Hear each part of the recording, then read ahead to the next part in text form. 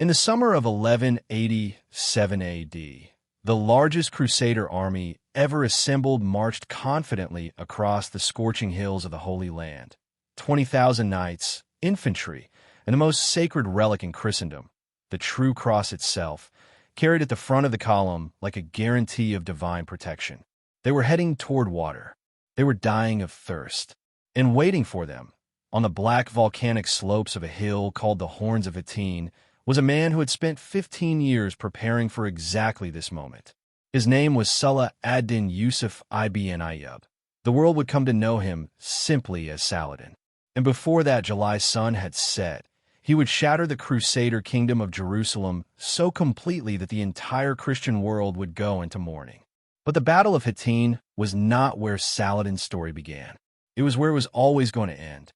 Because to understand how one man brought the largest military force the medieval Middle East had ever seen to absolute ruin, you have to go back to the beginning.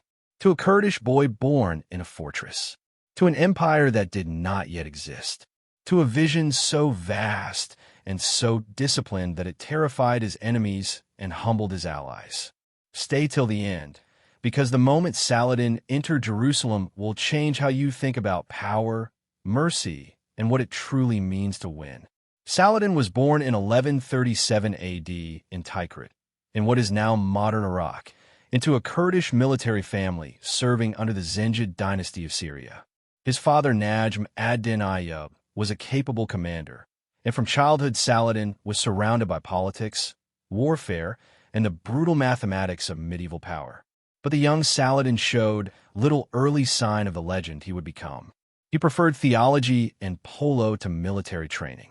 He was quiet, studious, almost reluctant.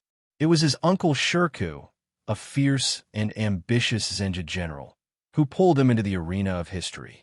In the 1160s, Egypt was collapsing. The Fatimid Caliphate in Cairo was weak, factional, and desperate, with both the Crusaders and the Zengids circling like wolves.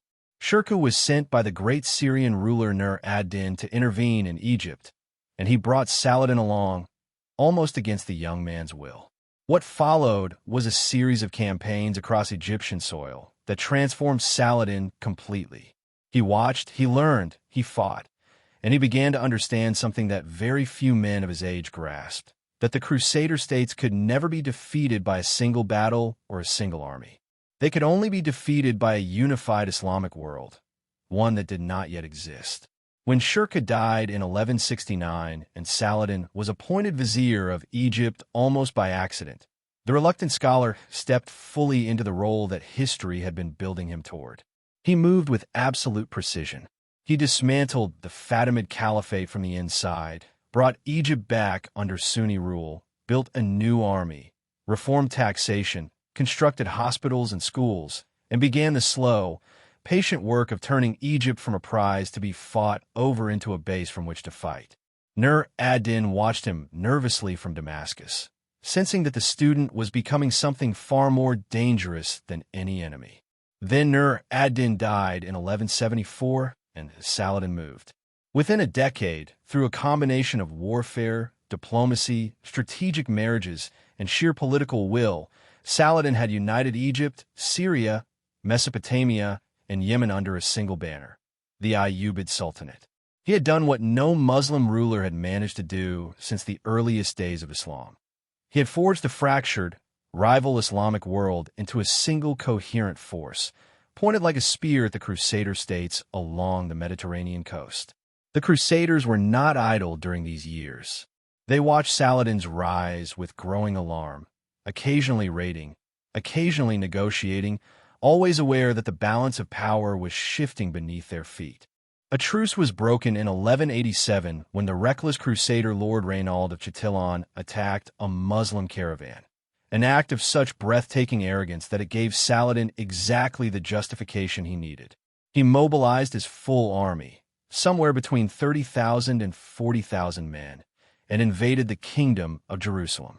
The Crusader King Guy of Lusignan made the fatal decision to march his army across waterless terrain toward the besieged city of Tiberias in July heat.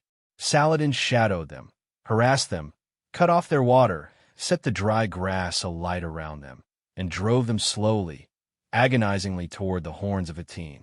When the exhausted, dehydrated, smoke-choked Crusader army finally broke on that volcanic hillside, it was not just a military defeat, it was a complete annihilation. The true cross was captured. The Grand Masters of the Knights, Templar, and Hospitaller were executed. King Guy was taken prisoner. In a single afternoon, the military power of the Crusader Kingdom of Jerusalem ceased to exist. 3 months later, Saladin entered Jerusalem. And here, in the moment of his greatest victory, he revealed the quality that would make him immortal. He did not massacre the population. He did not burn the churches. He allowed Christian civilians to leave safely, ransomed thousands, and personally paid the freedom of those who could not afford it. He wept, according to witnesses, when he saw how many poor Christians had no one to ransom them, and opened the gates anyway. The contrast with the Crusader conquest of Jerusalem in 1099, when the streets had literally run with blood, could not have been more stark. Saladin had won, and he had won in a way that made even his enemies struggle to hate him. The Third Crusade came. Richard the Lionheart arrived with a massive European force, and the two men fought to a standoff, each unable to deliver the final blow. They never met in person, but they exchanged gifts, communicated with mutual respect, and eventually signed a truce in 1192 that left Jerusalem in Muslim hands. 6 months after that truce, Saladin fell ill with fever.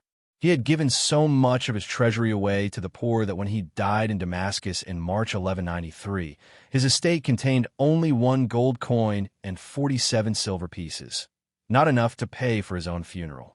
The man who had united an empire, defeated the Crusades, and recaptured Jerusalem died, nearly penniless, by choice.